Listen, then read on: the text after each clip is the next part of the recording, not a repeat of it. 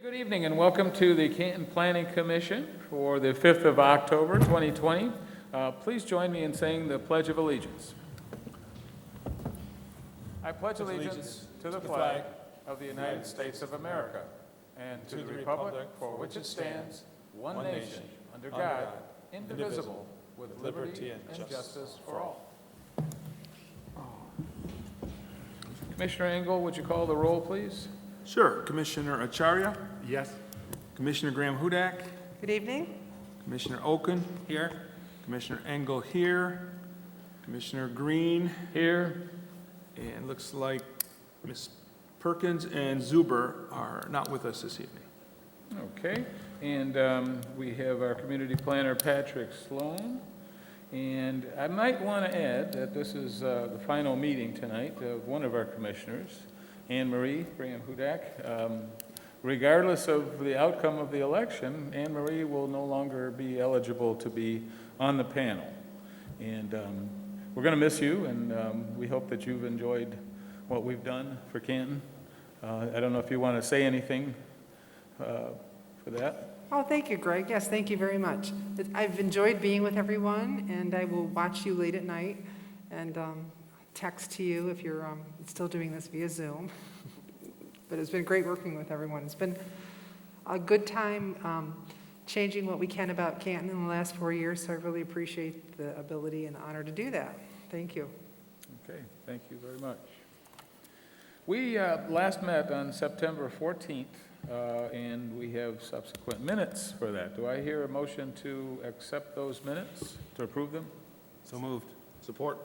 Got a motion by Commissioner Okon and support by Commissioner Engel to approve those minutes of September 14.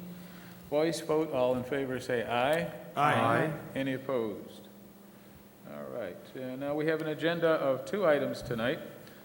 Anything late to add from staff? No, Mr. Chairman. Okay, anything to add from the commission?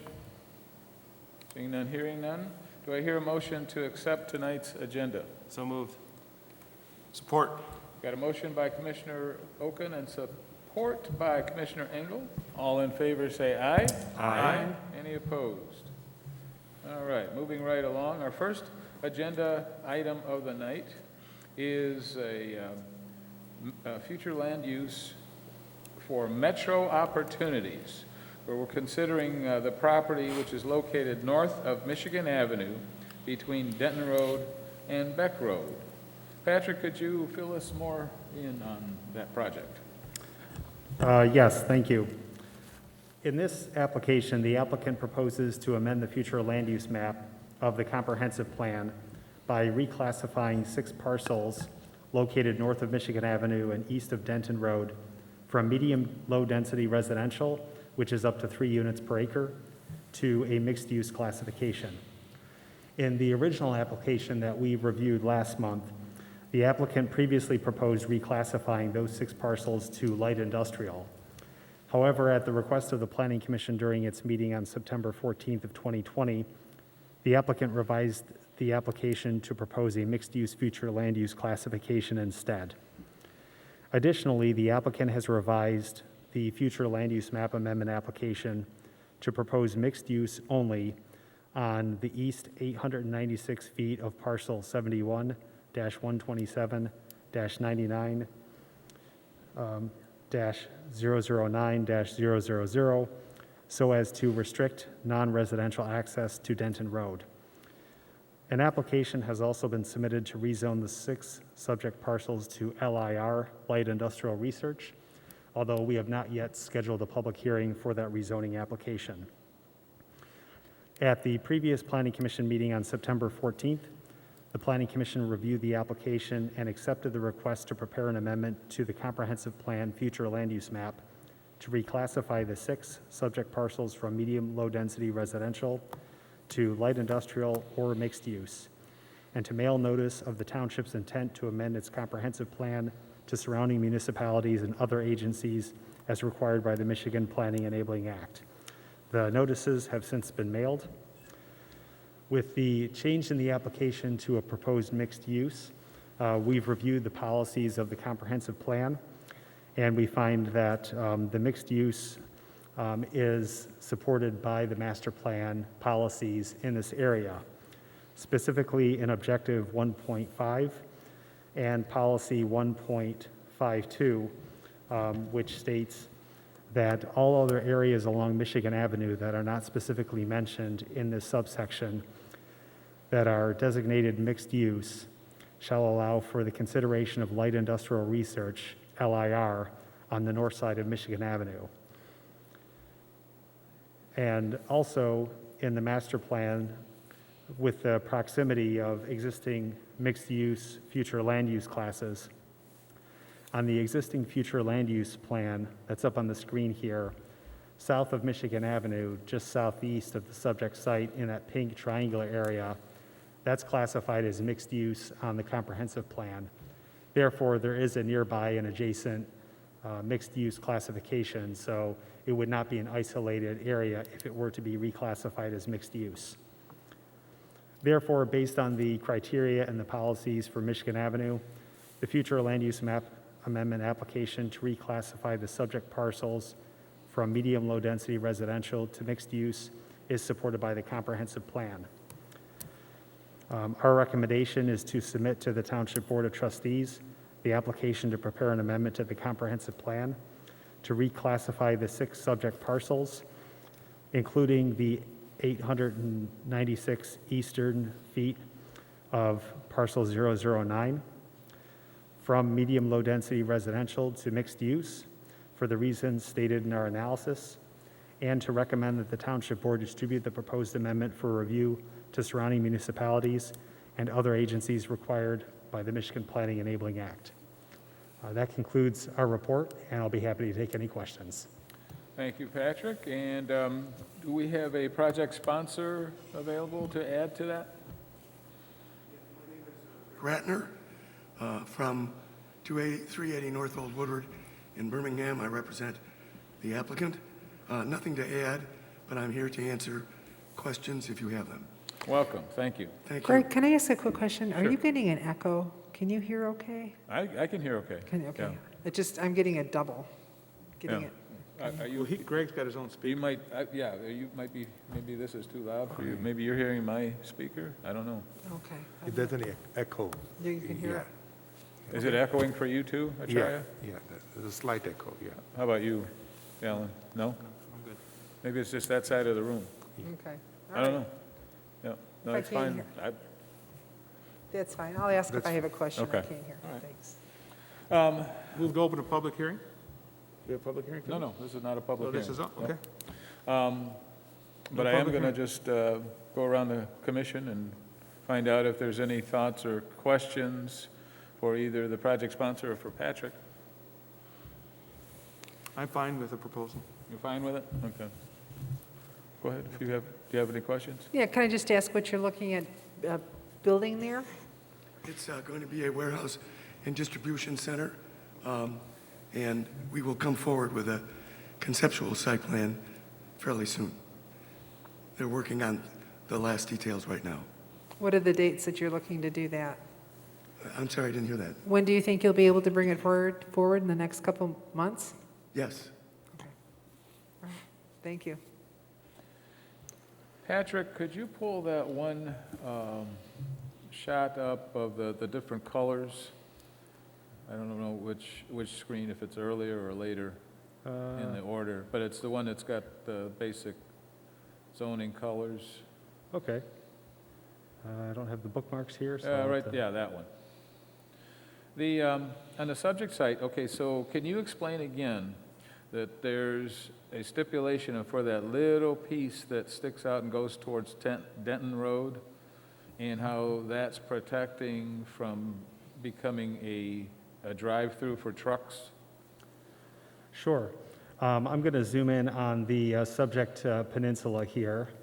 And if we see this peninsula that's outlined with the darker outline and the thicker bold outline, that goes to Denton Road. So Denton Road is adjacent to that, and it's almost like a flag lot. And this is what is referred to as Parcel 9. And the applicant proposes to remove this peninsula from where it connects perpendicular to the line to the south, and that peninsula will remain in the very low-density residential, and so only that eastern 896 feet would be proposed for the mixed use. And that's important for a couple of reasons. The first reason is that the frontage along Denton Road is classified as residential, and we would prefer to keep it that way. The other reason is that the zoning ordinance does not allow a non-residential use to be accessed through a residentially zoned property. So therefore, if the frontage of Denton Road in this peninsula remains as its residential zone, there could not be industrial or any access to the remainder of the subject site if it's non-residential, because you retain a residential zone. The only way the ordinance allows that is if there is a road constructed, in which case they would have to meet county standards, and that's something that would have to be dealt with on a site-specific basis when they apply for a special land use permit. So there's not much we can do to prevent the access at the master plan level if they were to build a road there, but there is discretion that the Planning Commission and the board could exercise if and when they apply for a special land use, and we look at the site standards. I say, okay, there's nothing in the master plan that can be stipulated to say, no road. At this level, we cannot do that, correct? At the master plan level, probably not, because it wouldn't be a very strong application of that policy. The way to go would be the discretion with the special land use permit and with a subsequent site plan review. But the special land use permit, especially because there can be conditions applied to the special land use permit that follow the property. This is just, off the top of my head, is there, in order to prevent that in the future from actually happening, can you have a separate designation just for the little panhandle of, let's say, a park or some other designation that would prevent any road at all being built there? With a park future land use, that may prohibit some uses of the property if, say, an adjacent owner wanted to purchase it and expand their lot, or if there was some other residential use just for that peninsula area. Mm-hmm. Okay. I was just thinking outside the box there that maybe, not even having one of the designations we're talking about would actually limit to basically no development in that little panhandle.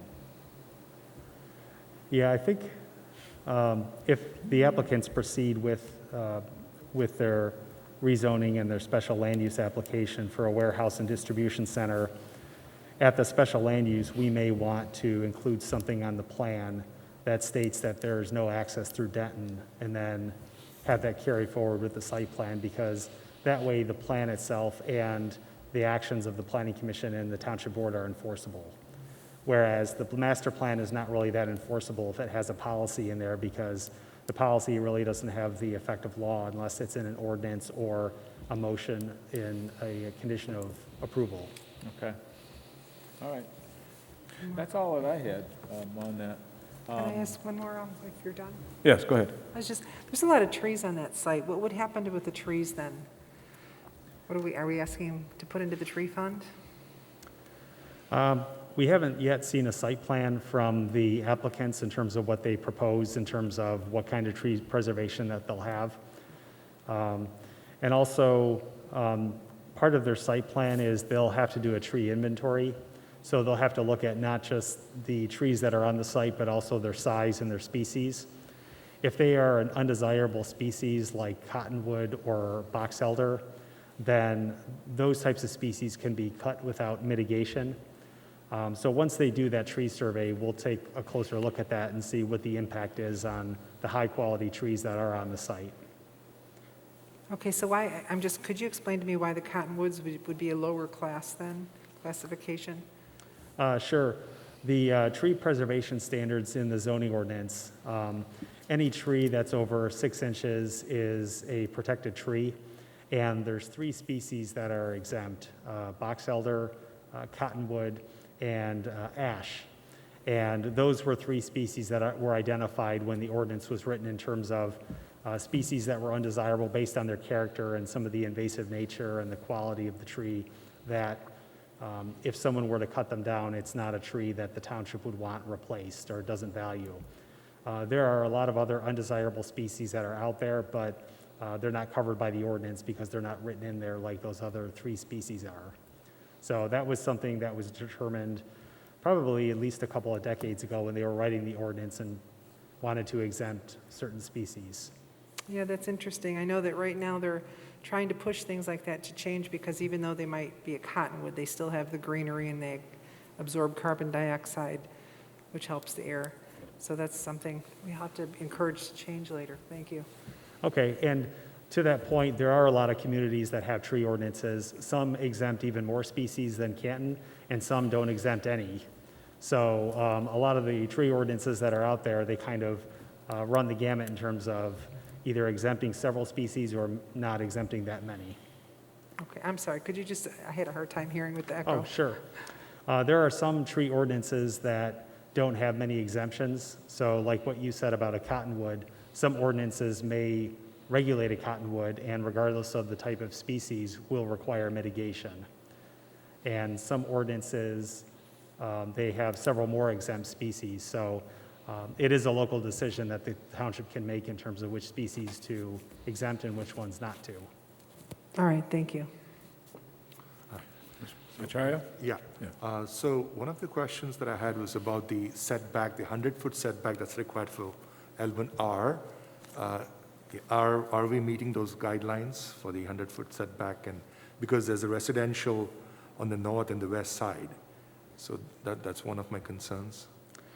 Yes, that's correct. If the property is zoned to LIR, and we're a couple months from having a public hearing on that application, but if it is rezoned to LIR, the LIR district requires a 100-foot setback from the boundary of any residentially zoned property. So for example, if there's the residential zoned property to the north and to the west, there will be a minimum 100-foot setback from that boundary line. So there couldn't be any parking areas or building within that 100 feet.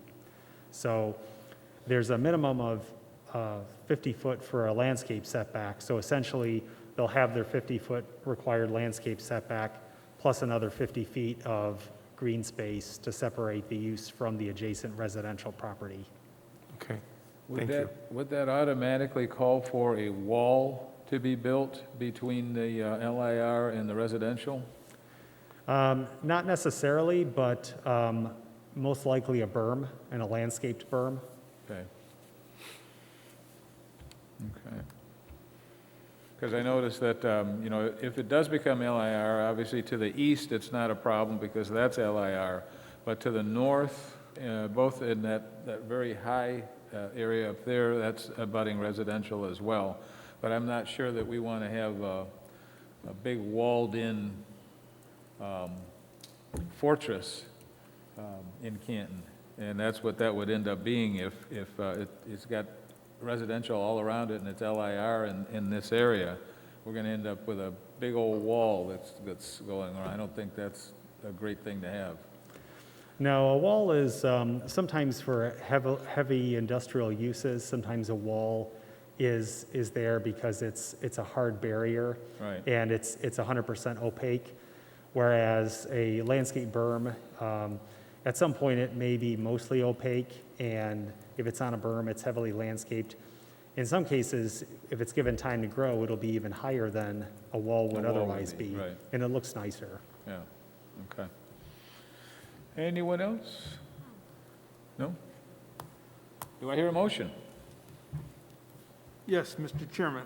I move to submit to the Township Board of Trustees the application to prepare an amendment to the comprehensive future land use map to reclassify the parcels as noted and only 896 feet of parcel 009-000 for medium-low density residential, 3 dwelling units per acre, to mixed use for the reasons stated in the analysis above, and to recommend that the Township Board distribute the proposed amendment for review and comment to surrounding municipalities and other agencies required by the Michigan Planning Enabling Act.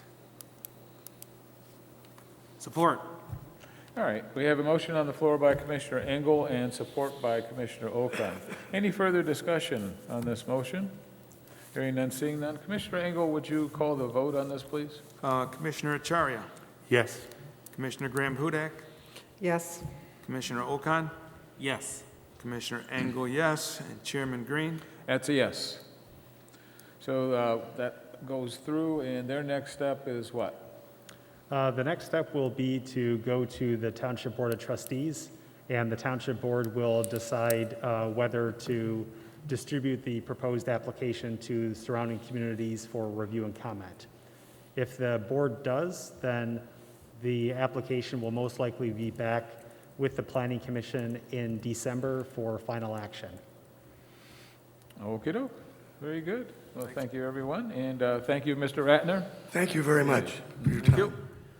Okay, our second agenda item of the night is Preservation Park Pavilion and Hoop House Site Plan. Hoop House, is that anything to do with basketball? No, agriculture. Okay, this property is located east of Ridge and between Cherry Hill and Salts Road. I think it's very near here. What do you think? Could you tell us more, Patrick? Yes, thank you. The Township Department of Leisure Services proposes to locate a pavilion that's 35 foot by 70 foot with bathroom facilities at Preservation Park. Recently, I've been told by Leisure Services that they are removing the hoop house from the proposal because it's not proposed at the park anytime in the near future. So this evening, we'll be just talking about the proposed pavilion with the bathroom buildings. The Michigan Planning Enabling Act requires that planning commissions review and act on site plans for new buildings and public parks. So that's why this item is before the Planning Commission. And with a public park and a public facility, oftentimes there's a lower threshold of review, so we don't necessarily require a full-blown site plan, mostly a conceptual plan because it's being engineered and designed and constructed by the township's consultants and contractors. Preservation Park is a 7-acre park that consists of several facilities, including the Katie Boyer Barn, the Bartlett Travis House, the Clyde Corwin House, and many other facilities, and it hosts a number of events. Therefore, with the traffic and visitors that it gets, the proposed pavilion has been planned for a few years. I think this was recently adopted as part of the master plan design back in 2015 after significant public participation. And so the policies themselves for a future pavilion at Preservation Park is in the current Parks and Recreation master plan of the township. And so we have a representative here tonight from the Leisure Services Department that can speak in more detail to the application. So with that, our recommendation is approval of the site plan for the Preservation Park Pavilion, and it's subject to approval of all township departments and divisions. And with that, we'll take any questions. Thank you, Patrick. Yes, sir. Welcome. Do you have any more to add? Not at this point. If you have any questions, I'll be happy to answer them. Okay. My first question, and this was posed just tonight, what goes on in the hoop house? Since it's not basketball. Greg wants to know. Basically, it's a greenhouse of sorts, folks. Yeah, that's what I thought. Okay. All right. So it's not a utility storage or anything like this, because, you know, I have the existing one. I have seen equipment in that under that enclosure, and it's like, wait a minute, don't they have places where they can store equipment? Correct. The intent of a hoop house is to grow things. It's to grow things, right? Okay. All right. Anybody else have any questions or comments? What about the pavilion? Anybody have any concerns about the pavilion? It looks good. Looks good. Yep. You looking for a motion? If you're willing to give one. Mr. Chairman, I move to approve the site plan for the Preservation Park Pavilion, and no hoop house, correct? Correct. Preservation Park Pavilion on tax parcel 07299-0015-704, subject to approval by all township departments and divisions. Support? All right, we've got a motion by Commissioner Engel and support by Commissioner Graham Hudak. Any further discussion? Hearing none, seeing none. Commissioner Engel, would you call the vote, please? Sure. Commissioner Acharya? Yes? Commissioner Graham Hudak? Yes. Commissioner Okan? Yes. Commissioner Engel, yes, and Chairman Green? That's a yes. Thank you. What's the next step for this project? The next step will be for plans to be submitted to the township and then reviewed by all departments and divisions. Because the Planning Enabling Act gives this authority to the Planning Commission, the site plan is deemed approved, and the board can review it in terms of the budget process and approving that end of it. But the next step is to do the designs and do the construction. Okay, all right, sounds good. All right, we have some things to send to staff. Let's see, it looks like 4 projects. Canton Marketplace, Redwood at Marketplace, the Meadows of Cherry Hill, and Canton Car Cave. Do I hear a motion to send those to staff? So moved. Support. Second. All in favor, say aye. Aye. Any opposed? Okay, we also have a public hearing to set. November 9th, the Canton Marketplace and Redwood Marketplace. And Canton Car Cave. Do I hear a motion to set those public hearings? So moved. All right, all in favor, say aye. Aye. Any opposed? All right. Do we have anything else to talk about? Nothing else? I make a motion to adjourn, Mr. Chairman? All right, we've got a motion to adjourn and support. All in favor, say aye. Aye. Any opposed? We are adjourned.